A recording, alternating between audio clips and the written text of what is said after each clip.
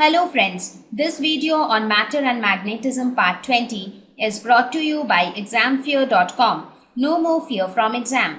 Please make sure that you have watched all the videos till Part 19 before going ahead with Part 20. So let us look at the first problem.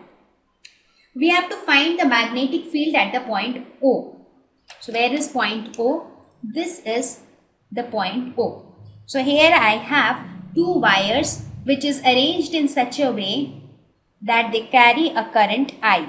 Let us suppose the current flowing through this arrangement of wire is I, such that the radius of the inner circle is R1 and this is R2. So how do you calculate the net magnetic field at point O? So first we will calculate magnetic field at point O due to, now first let us name this figure, that will make our job easy. Let us call this A, B, C and D. So first let us calculate the magnetic field at O due to BA. Then we will calculate the magnetic field at point O due to AD. So this is due to AD. Then we will calculate the magnetic field due to DC. And then we will calculate the magnetic field due to CB. So if we calculate the magnetic field at this point due to this part, plus this part, plus this part, plus this part, in that case we can get the net magnetic field, right? So let us calculate each of them one by one. So the magnetic field due to part BA, if you look at it, what would be the magnetic field at this point due to BA? So the magnetic field here will be equal to 0. Why so? Because the point for what is this? This is nothing but a straight current carrying conductor, which we discussed some time back. So now for a straight current carrying conductor, what is the formula of calculating the magnetic field? The formula involves sine theta, like, or sine phi, whatever you call it. So here your theta is equal to 0 degree because this line lies along the axis of the wire, or it lies along the axis of the current carrying conductor. Therefore, the magnetic field, so sine 0 is 0. Therefore, at this point, the net magnetic field becomes 0. Now, what is the magnetic field due to AD? Due to AD, just now we discussed in the previous slide that if you have a part of a circle, then what do? You do it like this, mu naught I by 4 pi r into the angle subtended at the center. So what is the angle subtended at the center? It is 180 degrees, that is pi.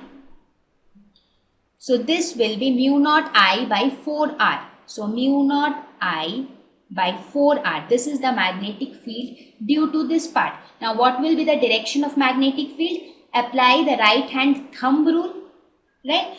In right hand thumb rule, what do? You curl all your fingers in the direction of current. So where is your thumb pointing? Thumb is pointing towards you, right? So that means the magnetic field is upward. So the magnetic field is upward. Again, magnetic field due to DC. For DC also, this point lies along the axis of DC. So this will be 0. Again, due to CB. Due to CB, again we will apply the same rule, that is mu naught I by 4 pi r into the angle subtended at the center, and the angle is pi. So this pi and pi will get cancelled. It is mu naught I by 4r.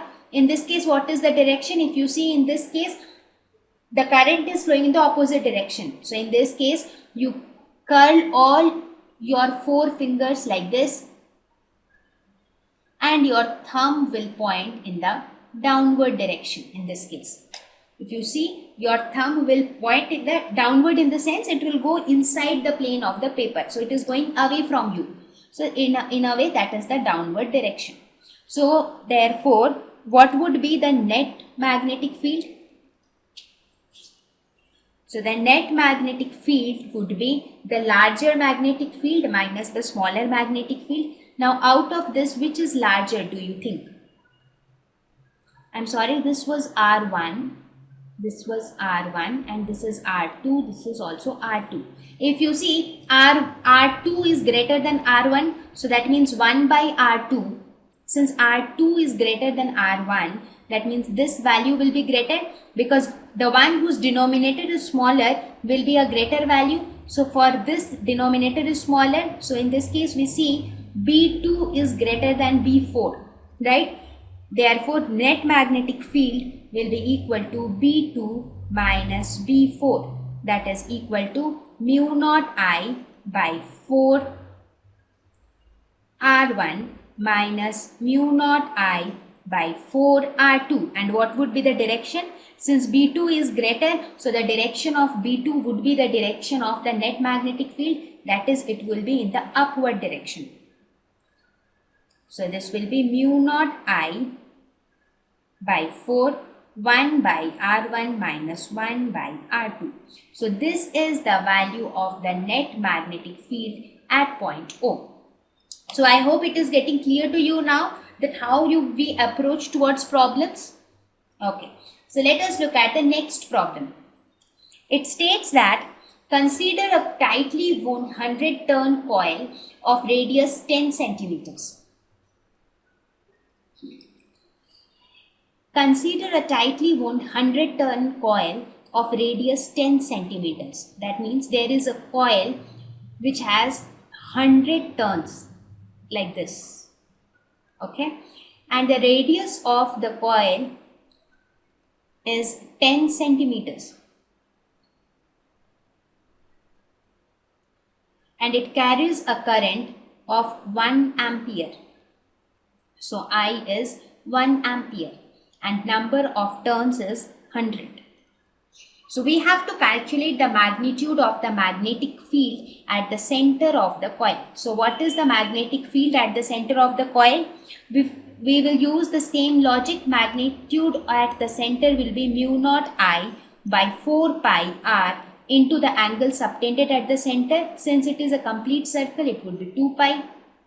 So this will be equal to mu naught I divided by 2r, right? So what is mu naught? Mu naught is 4 pi into 10 to the power minus 7.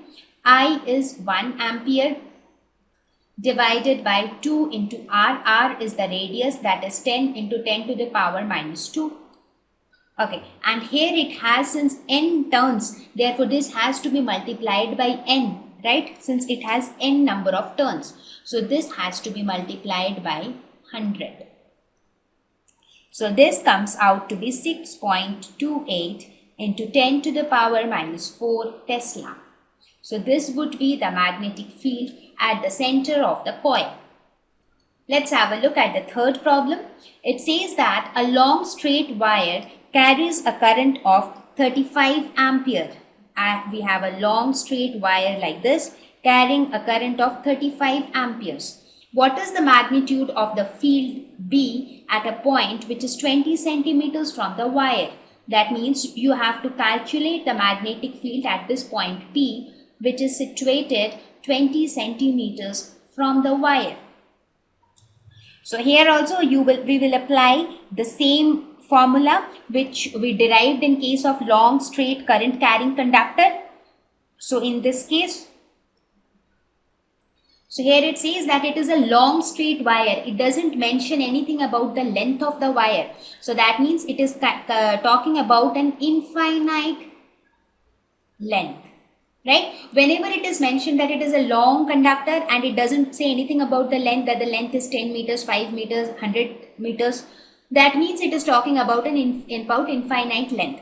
So we have already calculated the magnetic field at some point due to an infinite state current carrying conductor as mu naught I by 2 pi r. We already calculated this. So using this, things are very simple now. So mu naught is nothing but 4 pi into 10 to the power minus 7 Tesla meter per ampere into current is 35 amperes divided by 2 into pi is 3.14. What is r? R is nothing but the distance of the point from the wire, that is 20 centimeters, which is 20 into 10 to the power minus 2. So this comes out to be 3.5 into 10 to the power minus 5 Tesla. Things might be appearing very simple to you, that oh, what is this? They are all simple numericals. I'm just putting in things into formulae. But the catch is that while reading the problem, you should be able to understand which scenario is it talking about. I mean, we derived a couple of formulae, but the catch is that by reading the question, you should be able to understand which scenario is it talking about. For example, here it was talking about the infinite length, right? So that is the main catch. Otherwise, you might keep thinking, okay, which formula is that and which formula was that. So the first important thing to note here is you should be aware of the derivation. I mean, how do we actually derive the formula, so that even if you forgot the formula at that point of time, you can just derive it, right? There is nothing big in deriving the formula. Okay, so now let us go ahead and look at the fourth problem. It says, what is the magnitude of magnetic force per unit length on a wire carrying a current of 8 amperes and making an angle of 30 degrees with the direction of a uniform magnetic field of 0.15 Tesla. So in this case, we have a wire which carries a current of 8 amperes. Let us suppose this is the wire which is carrying a current of 8 amperes and it is placed in a magnetic field and its direction with the uniform magnetic field. Let us say this is the magnetic field. So it says that its direction with the uniform magnetic field is 30 degrees. So we have to calculate the magnetic force per unit length. So what would be the magnetic force on the wire? So magnetic force on a current carrying conductor due to an external field. So here this magnetic field is the external magnetic field, and this wire, since it is placed in magnetic field, it will experience a magnetic force. So this magnetic force will be given by I L cross B. Right? So this will be equal to I L B sine theta, where theta is the angle which the length vector makes with the magnetic field. So here the length vector is the length vector of the wire. So here theta is equal to 30 degrees. And what is the current? Current is 8 amperes. Length of the wire, length we don't know. Magnetic field is 0.15 Tesla. Sine 30 degrees is 1 by 2. So this is equal to 0.6 L and this is force. But the question asks us to calculate magnetic force per unit length. So we can say that force per unit length is equal to 0.6 Newton per meter. So this would be the force per unit length experienced by the wire in the external magnetic field. Thank you. Please visit examfear.com to watch free educational videos, try free online tests, get the best quality study materials, study from the best tutors and mentors, and much more. Thank you once again.